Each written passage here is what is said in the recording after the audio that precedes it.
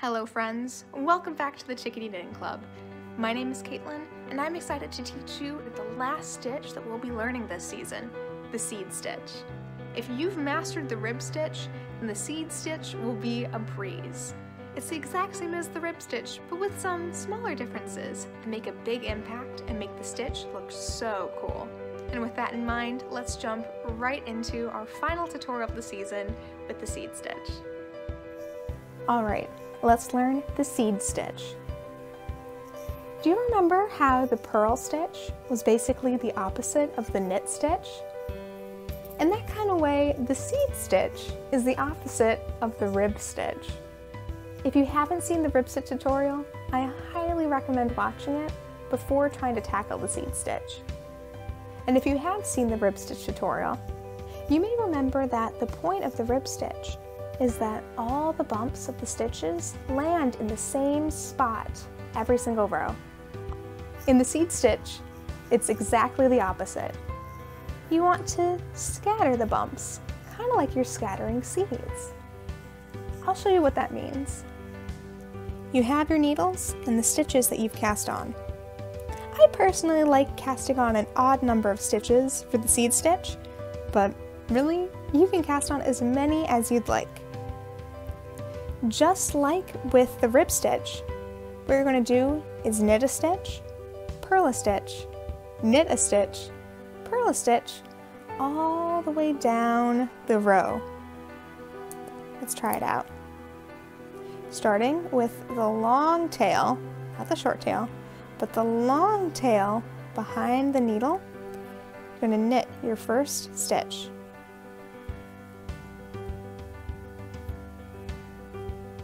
Then you're going to take that tail, move it to the front of the needles, and purl the next stitch. Move the yarn over and knit a stitch. Move the yarn over again and purl a stitch.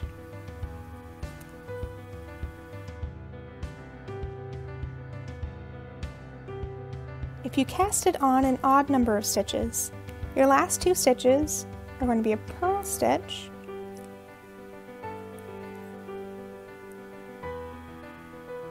and then a knit stitch.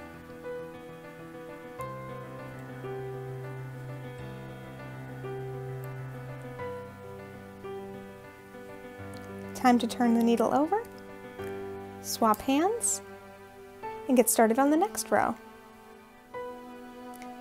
This is what it looks like when you've worked the seed stitch for a few rows. And you can kind of see why it got its name. There's all these little bumpy little seeds on there. In Spanish, the seed stitch is known as the arroz stitch. Arroz meaning rice. And it does feel bumpy, sort of like you're holding a little handful of rice. If you look closely, you can see that the rows alternate between a V, a bump, a V, a bump, a V, a bump, because when you're knitting, you always knit so that the bump of the stitch falls in the opposite place of the stitch before it. Let's try that out. For the first stitch, can you tell where the bump is landing? In the front, that's right. So we want the bump of the stitch to fall in the back. Do you remember what stitch does that? The knit stitch, you're right. So we're going to have the yarn at the back of the needles and knit our first stitch.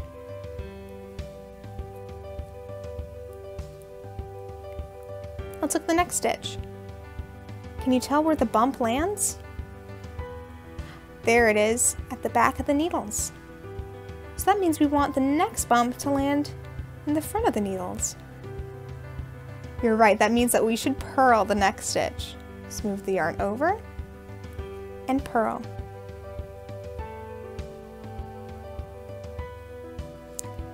The next stitch has a bump in the front, which means we want the bump in the back. We knit this stitch. Do you sense a pattern here? Just like with the rib stitch, in the seed stitch, you alternate knit stitches and purl stitches. And to keep track of when you're supposed to do each one, you can just read the fabric and tell what you're supposed to do based on the stitch that came before it.